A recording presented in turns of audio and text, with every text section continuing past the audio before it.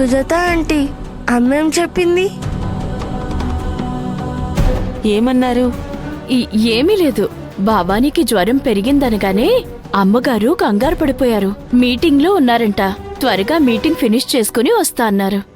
ఎందుకు అబద్ధం చెప్తున్నావు సుజాత ఆంటీ?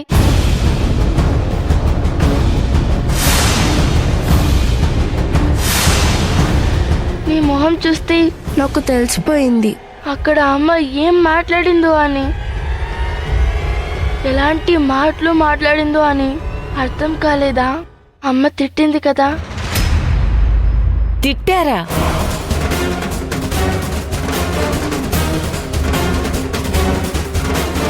నేను చూస్తాను. అమ్మ వచ్చే వరకు మీరు డాక్టర్ని పిలవద్దు. నేను హాస్పిటల్ కూడా రాను. అమ్మకి అహంకారం ఉంటే నేను ఆ అమ్మ బిడ్డని, నాకు ఇంకా ఎక్కువ ఉంది.